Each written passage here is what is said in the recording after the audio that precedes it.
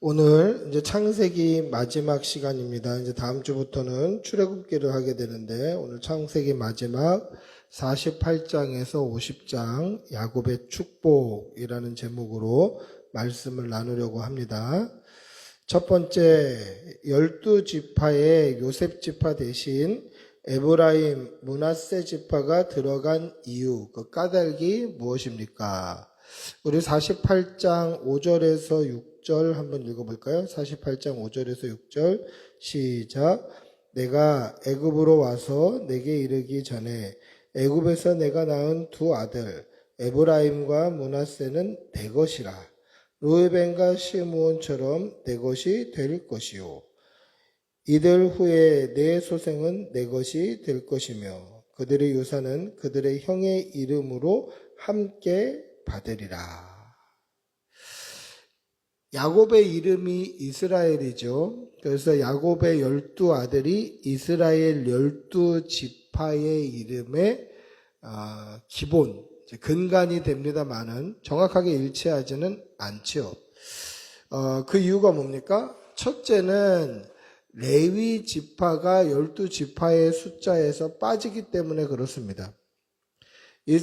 야곱의 12아들 중에 르우벤, 시므온, 그 다음에 레위, 유다, 단, 납달리, 이사갈, 스불론, 갓, 아셀, 그 다음에 요셉, 베냐민, 이렇게 해서 12명의 아들이 있는데 이 세 번째 레위가 12지파의 이름에서 빠지는 거예요. 그 이유는 뭐냐? 하나님께서 이 레위 지파를 따로 구별하셔서 이스라엘의 제사장 지파, 제사장 족속으로 구별하셔서 성전에서 봉사하게 만드셨어요. 그러면 12지파의 숫자에서 하나가 줄었으니까 11지파가 되지 않습니까? 그 11지파가 된 그 하나 빠진 그것을 요셉의 두 아들 에브라임과 므낫세로 나누는 거예요. 그래서 요셉 지파는 없고 대신 12지파의 수에 에브라임과 므낫세 지파가 들어가는 거죠. 그래서 아까 제가 쭉 읊었던 것은 이스라엘, 야곱의 12아들의 이름이었고 12지파의 이름은 어떻게 되냐? 르우벤, 시므온, 레위가 빠지고 유다, 단, 납달리, 갓, 아셀, 이사갈, 스불론, 그 다음에 요셉 지파가 없고 에브라임, 므낫세, 베냐민, 이렇게 12지파가 되는 거죠. 그러니까 레위 지파가 빠지고 그 자리 대신에 요셉 지파가 둘로 나누어지는 것입니다.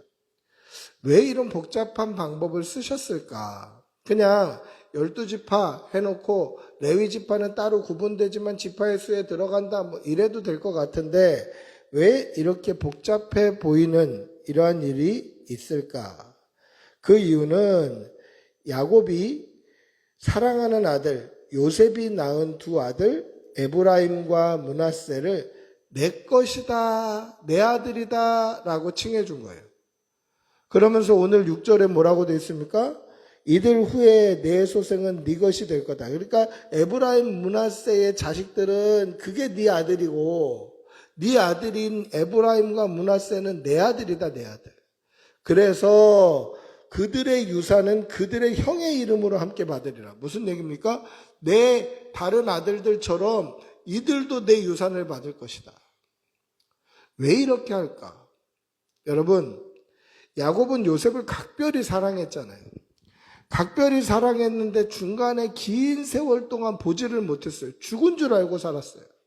그러다가 이제 사랑하는 아들을 만났는데 더 감사한 일은 뭡니까? 그 아들에게서 또 자식들이 있는 거예요. 그래서 뭐라고 고백합니까? 내가 너도 죽은 줄 알았는데 내가 네 얼굴 보는 것도 참 고맙고 감사한데 네 아들들 얼굴까지 보니까 내가 진짜 기쁨에 한이 없다. 이렇게 고백하잖아요. 그래서 다른 사람들에게는 한 명분의 축복을 하지만 이 요셉의 두 아들에게는 2배, 에브라임과 므낫세의 2배의 축복을 주는 거예요. 그동안 못 보고 떨어져 있었고 또 내가 가장 사랑하는 아들에게는 2배의 축복으로 주는 거죠. 이것이 에브라임과 므낫세를 요셉의 이 두 아들들을 야곱이 자기 아들로 삼아주고 다른 형제들에게는 그 형제의 이름으로만 축복하지만 요셉에게는 요셉에게도 축복하고 두 아들에게도 축복하는, 그러니까 두 배의 복을 빌어주더라라는 것입니다.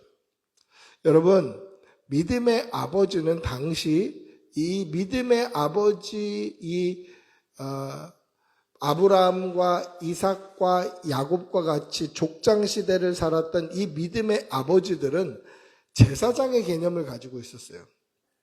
아직 레위 지파가 제사장 지파가 아닐 때였기 때문에 그들은 제사장의 권위를 가지고 있었단 말이에요. 그 권위를 가지고 하나님의 이름으로 축복하는 것은 하나님의 권세, 하나님의 권위로 그 자녀들의 앞길에 복을 빌어주는 거예요. 이건 대단한 축복이에요. 따라서 우리 역시 우리 자녀들을 위해서 기도해야 되는 이유가 여기에 있습니다. 부모의 감정으로 기도하는 것이 아니라 아버지 하나님의 권위로, 아버지 하나님께서 우리를 부모로 세워주신 그 권위로 자녀들을 위해서 기도할 수 있어야 돼요. 그렇게 기도하시는 성도들이 되시기를 축복하고 기도합니다. 요셉의 두 아들을 축복하며 므낫세보다 에브라임을 앞세운 이유는 무엇입니까? 48장 13절부터 14절 한번 읽어보겠습니다. 13절 14절 시작. 오른손으로 하는 에브라임을 이스라엘의 왼손을 향하게 하고 왼손으로는 므낫세를 이스라엘의 오른손으로 향하게 하여 이끌어 그에게 가까이 나아가매 이스라엘의 오른손을 펴서 차남 에브라임의 머리에 얹고 왼손을 펴서 므낫세의 머리에 얹으니 므낫세는 장자라도 팔을 엄바꾸어 얹었더라. 요셉의 두 아들 에브라임과 므낫세. 근데 누가 장자입니까? 므낫세가 장자예요. 므낫세가 장자고 차자가 에브라임이에요. 그래서 이제 아버지 야곱이 죽기 전에 이 요셉의 두 아들들을 축복하려고 했습니다. 그때 요셉은 당연히 장자인 므낫세를 아버지의 오른손에 그리고 차자인 에브라임을 아버지의 왼손의 위치에 데려다 놓았어요. 그런데 아버지가 자꾸 바꾸는 거예요. 아니다, 네가 이쪽으로 서라. 아니다, 네가 이쪽으로 서라. 하면서 이 아이들을 바꾸는 거예요. 작은 아들 에브라임을 자꾸 오른손에 얹으려고 그래요. 그랬더니 그것을 다시 바꿔놓는 거예요. 다시 바꿨어요. 다시 바꿔서 므낫세를 오른편에다 에브라임을 왼편에다 갖다 놨어요. 그랬더니 어떻게 합니까? 팔을 어긋만 이렇게 팔을 크로스해서 오른편에 서 있는 므낫세에게는 왼손을, 왼편에 서 있는 에브라임에게는 오른손을 그렇게 얹고 축복을 하더라는 것이죠. 여러분, 우리나라도 예전에는 그랬습니다. 왼손잡이들은 혼났어요. 오른손 쓰라고. 그러니까 왼손 쓰는 것을 그렇게 좋게 보지 않아 했었던 그런 시절이 불과 몇 년 전에도 몇십 년 전에도 그랬죠. 제가 어렸을 때도 그랬습니다. 왼손잡이들이 공부 잘한다, 왼손잡이들이 재능이 뛰어나다, 그런데도 무조건 오른손으로, 밥도 오른손으로 먹어라 하고, 글씨도 오른손으로 써라 하고, 그랬던 때가 있었습니다. 그러니까 이스라엘은 더 이 오른편이라는 거에 대해서 굉장히 중하게 여겼어요. 오른손, 이건 의라고 생각했어요. 오른손이 의 또는 옳음, 참 이렇게 여겨졌던 그런 시기였습니다. 그래서 장자는 당연히 오른손, 차자는 당연히 왼손이라고 여겨졌던 때예요. 그런데 이것을 손을 바꿔가면서 므낫세에게는 왼손, 에브라임에게는 오른손을 얹은 거예요. 성경에 보시면 요셉이 기뻐하지 아니하며 그렇게 얘기해요. 그래서 기뻐하지 않는 거예요.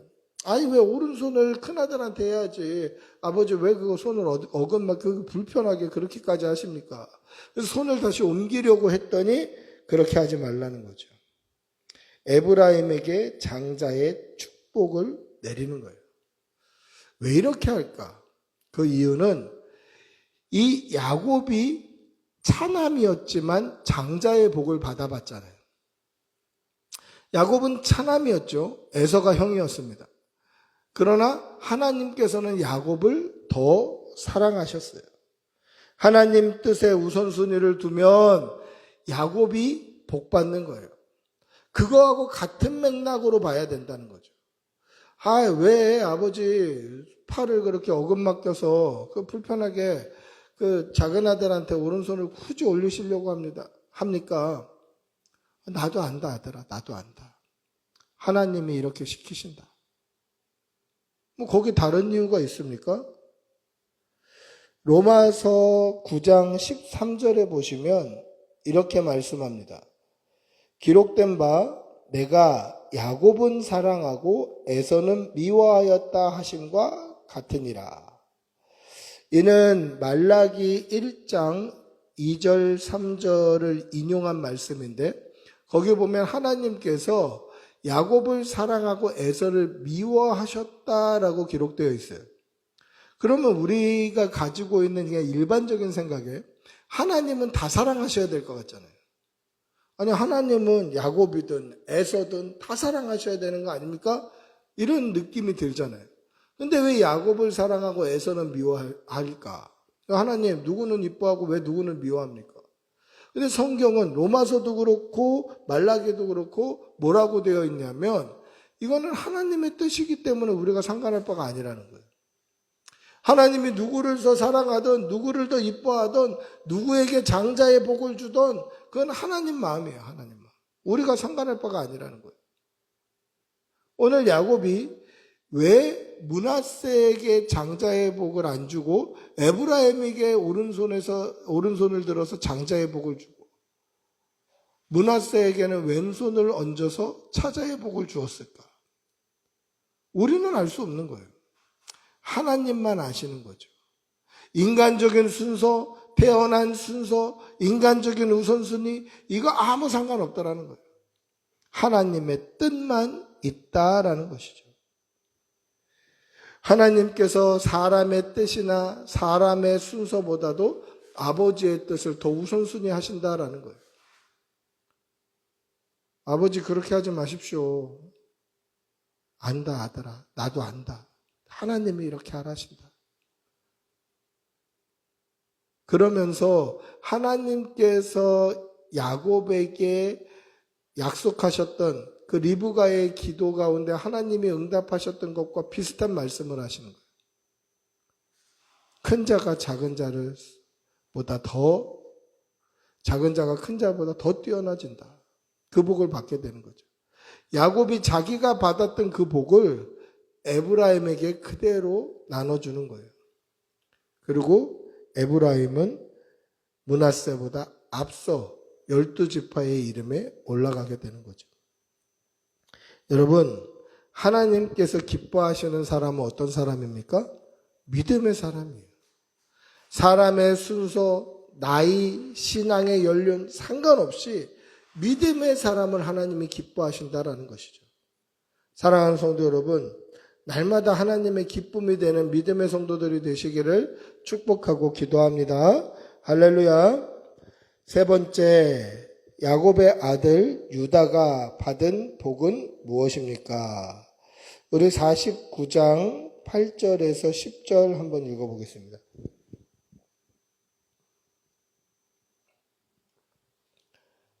49장 8절에서 10절입니다. 시작.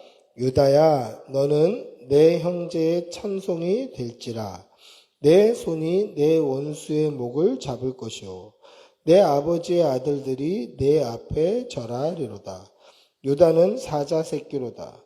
내 아들아 너는 움킨 것을 찢고 올라갔도다. 그가 엎드리고 웅크림이 숫사자 같고 암사자 같으니 누가 그를 범할 수 있으랴. 규가 유다를 떠나지 아니하며 통치자의 지팡이가 그 발 사이에서 떠나지 아니하기를 실로가 오시기까지 이르리니 그에게 모든 백성이 복종하리로다. 아멘. 여러분, 제가 앞에서도 말씀드렸습니다마는 족장시대 때 아버지는 제사장의 역할을 감당하는 사람들이었어요. 이 아버지의 복이 사실은 예언과도 같아요. 믿는 사람의 기도, 믿는 사람이 빌어주는 축복은 어떻게 보면 하나님의 권세, 하나님의 능력으로 빌어주는 것이기 때문에 예언과도 같은 힘을 가지고 있다는 거죠. 여러분 한번 생각해 보십시오. 아브라함이 이삭에게 뭐라고 이야기합니까? 이삭이 질문하죠. 아버지, 불도 있고 나무도 있는데 번제에 드릴 양은 어디 있습니까? 하나님이 예비하실 것이다. 정말 하나님이 예비하시지 않습니까? 숯불에 걸린 양을 발견하게 된다. 그래서 그곳의 이름을 여호와 이레라고 하더라. 하나님이 예비하신다.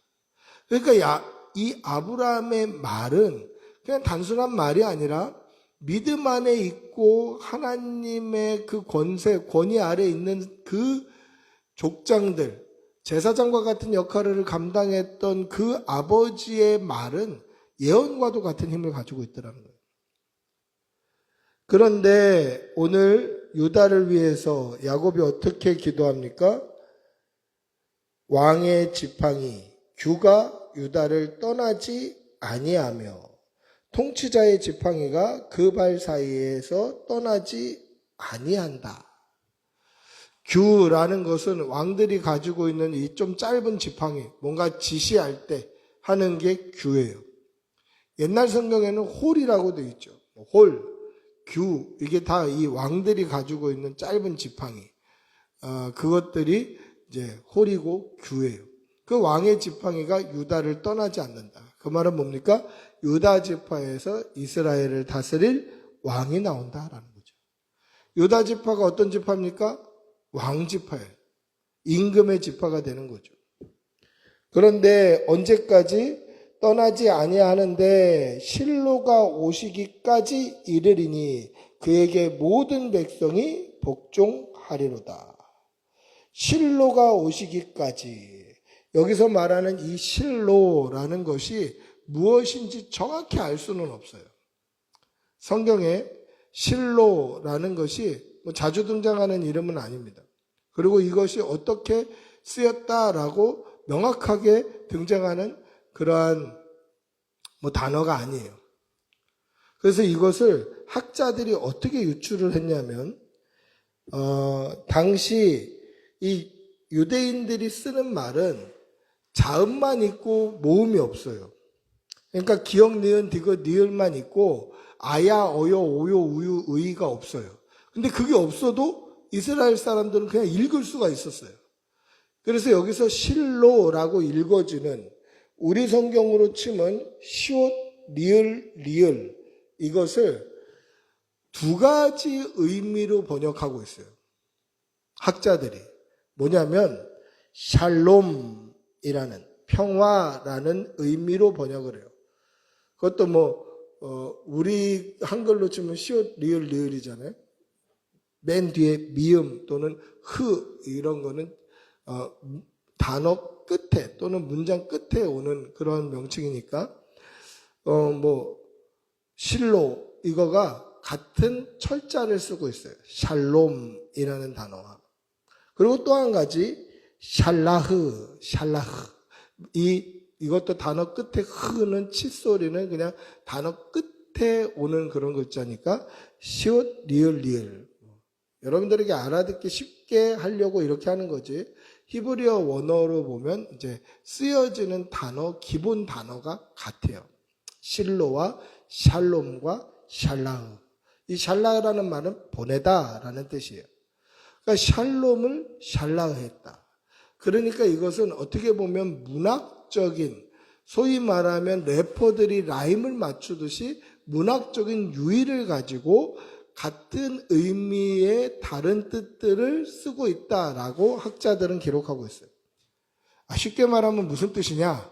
실로가 오시기까지 여기서 이 실로가 누구냐? 누군데 이 실로가 오시기까지 유다의 지파에서 계속 왕이 나타날 거다라고 하나님이 그렇게 야곱에게 기도하게 만들었는가? 이 실로가 누구냐? 평화의 왕을 보내주신다면. 그럼 그 평화의 왕이 누굽니까? 예수 그리스도가 되는 거죠. 예수님께서 이 땅에 오실 때까지 유다 지파에서 왕이 나타날 것이고 그 왕의 자손으로 유다 지파에서 다윗의 후손으로 이스라엘을 다스릴 자 예수 그리스도가 등장하신다라는 그러한 말씀입니다. 이는 유다 지파 다윗의 자손으로 오실 메시아 예수 그리스도에 대한 예언과 같은 기도다라는 것이죠. 하나님께서 야곱의 축복으로 인해 장차 오실 메시아 예수 그리스도를 약속하신 것입니다. 이로 말미암아 유다 지파로 예수님이 오셨습니다. 그리고 그 예수 그리스도를 믿으면 우리가 구원을 얻게 되는 것이죠. 예수 믿고 구원받는 성도들이 되시기를 바랍니다. 마지막 네 번째, 야곱이 죽자 형들은 요셉에게 어떤 말을 전했습니까? 우리 마지막으로 50장 17절부터 21절까지 좀 깁니다만은 한번 읽어보겠습니다. 50장 17절에서 21절 같이 읽어보겠습니다. 시작. 너희는 이같이 요셉에게 이르라. 내 형들이 내게 악을 행하였을지라도 이제 바라건대 그들의 허물과 죄를 용서하라 하셨나니 당신 아버지의 하나님의 종들인 우리 죄를 이제 용서하소서 하며 요셉이 그들이 그에게 하는 말을 들을 때에 울었더라. 그의 형들이 또 친히 와서 요셉 앞에 엎드려 이르되 우리는 당신의 종들이니이다. 요셉이 그들에게 이르되 두려워하지 마소서. 내가 하나님을 대신하리이까. 당신들은 나를 해하려 하였으나 하나님은 그것을 선으로 바꾸사 오늘과 같이 많은 백성의 생명을 구원하게 하시려 하셨나니 당신들은 두려워하지 마소서. 내가 당신들과 당신들의 자녀를 기르리이다 하고 그들을 간곡한 말로 위로하였더라. 아멘. 요셉이 죽자, 그 아버지가 죽자, 형제들이, 야곱이 죽자, 요셉의 형제들이 요셉에게 와서 어떤 말을 전했습니까? 야곱이 죽자, 형들은 요셉의 복수가 두려웠죠. 야, 지금은 아버지 야곱이 살아계셨으니까 그 전까지는 아버지가 방패막이가 되어주셔서 아버지 살아계시는 동안에는 우리를 선대했지만 아버지 돌아가시고 나면 이제 피바람 분다. 우리 다 죽는다. 그러니까 요셉을 자신들과 같은 사람으로 본 거예요. 그러니까 자기들처럼 그렇게 악한 일을 하고 성정대로 싸우고 그렇게 하는 그런 일반적인 그런 사람으로 믿음의 사람을 평가한 거죠. 그래서 뭐라고 얘기합니까? 거짓말로 아버지 야곱의 유언을 전하죠. 형제들이 뭐라고 이야기합니까? 아버지가 돌아가시기 전에 우리한테만 이렇게 얘기했어. 네 형들이 너에게 악을 행하였을지라도 이제 바라건대 그들의 허물과 죄를 용서해라. 그렇게 말씀하셨어. 그리고 아버지가 돌아가셨는데 이제 형들이라고 하지만 내가 네 종이야. 네가 형이야, 네가 형. 네가 주인이야. 우리가 너의 종이 될 테니까 우리 목숨만 좀 살려줘. 형들이 이 말을 할 때 요셉이 울었어요. 울었던 이유가 뭡니까? 분해서 울었나요? 그게 아니에요. 아이고, 나를 똑같은 인간으로 보는구나. 그게 아픈 거죠. 또 한 가지는 형들이 거짓말하고 있다는 걸 알아서 속상한 거예요. 살려고 거짓말하는구나. 여러분, 야곱이 죽기 전에 형제들이 요셉을 팔아서 요셉이 가진 고생을 하면서 지금 이 애굽에 여기에 지금 총리로 있는 것을 알고 죽었을까요? 알고 죽지 않았을 거예요. 왜냐하면 그 앞에 이 야곱이 죽기 전에 그 아들들을 축복했던 축복의 기도가 만약에 내가 사랑하는 아들을 이 아들을 편애하는 그것을 질투해서 이 아이를 팔아먹고 나에게는 죽었다고 얘기해서 평생 죽은 줄 알고 살다가 이제 얼굴 보고 얼마 안 돼서 내가 이제 숨이 끊어지는 이런 상황에서 야, 이놈들이 내가 사랑하는 아들을 팔아먹었고 그리고 나한테는 죽었다고 거짓말했구나 이걸 알았으면 아마 그 자리에서 죽었을 거예요. 혈압이 올라서 아니면 벌떡 일어나든지. 근데 알았다라는 뉘앙스가 그 기도에 하나도 반영이 되지 않아요. 몰랐을 거예요. 요셉도 거짓말인 줄 알았을 거예요. 그러니까 속상해서 울죠. 형들을 용서해라 했다고 거짓말을 하는 거죠. 아마 요셉도 형들의 거짓말을 알았을 겁니다. 그래서 뭐라고 이야기합니까? 내가 하나님을 대신할 수 없습니다. 심판은 하나님이 하시는 겁니다. 형들이 나를 팔았다고 해서 걱정하지 마십시오. 하나님의 인도하심입니다. 그것 때문에 우리 가족들이 살았고 형들의 자녀들이 살았고 뿐만 아니라 지금 애굽과 주변에 있는 나라들 이 많은 백성들이 내 지혜로 하나님이 주신 나의 지혜로 말미암아 살고 있지 않습니까? 이 사람들을 구원하게 하기 위해서 하나님께서 나를 이곳에 인도하셨습니다. 이게 요셉의 믿음이에요. 이 믿음 때문에 요셉은 보디발의 아내에게도 전혀 죄를 묻지 않아요. 만약에 일반 사람들 같으면 어떻게 하겠습니까? 나를 모함해서 감옥에 쳐넣은 여자가 있으면 나오자마자 내가 총리 되자마자 권력을 얻자마자 시위대장인 보디발보다 높은 위치 총리에 올라가자마자 너 그때 거짓말했지? 네 남편 앞에서 얘기해봐. 이래야 정상인데 그 아무 얘기도 안 하잖아요. 왜 그렇습니까? 하나님이 심판하실 거예요. 죄가 있다면 하나님이 심판하실 거예요. 하나님 앞에 맡겨놓는 거예요. 가수 김창완 씨가 쓴 책에 이런 구절이 있습니다. 여러분, 친구를 기다리는 시간, 영화를 기다리는 시간, 어디 밥집에서 밥이 나올 거를 기다리는 시간을 버리는 시간이라고 생각하지 마십시오. 그거는 버리는 시간이 아닙니다. 진짜 버리는 시간은 누구를 미워하는 시간입니다. 이런 구절이 적혀 있어요. 여러분, 혹시 살아가다 보면 미운 사람 생길 수도 있죠. 나를 슬프게 하거나 억울하게 하는 사람들도 있을 겁니다. 그러나 그때마다 대응하지 마시고 감정 소모하지 마시고 하나님께 기도하는 성도들이 되시기를 바랍니다. 믿음으로 하나님께 맡기고 우리의 생사화복과 우리의 남은 날과 우리가 구원받는 그 순간까지 우리의 생명을 하나님께 걸고 하나님께 다 맡겨드리고 그렇게 믿음으로 살아가는 그런 성도들이 되시기를 축복하고 기도합니다.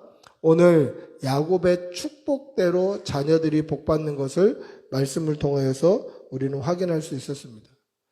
이 시간 우리 자녀들을 위해서 축복하는 기도와 그리고 우리의 앞길을 인도하실 그 하나님께 우리의 삶을 내어 맡기는 기도를 함께 하는 그러한 시간이 되기를 축복하고 기도합니다.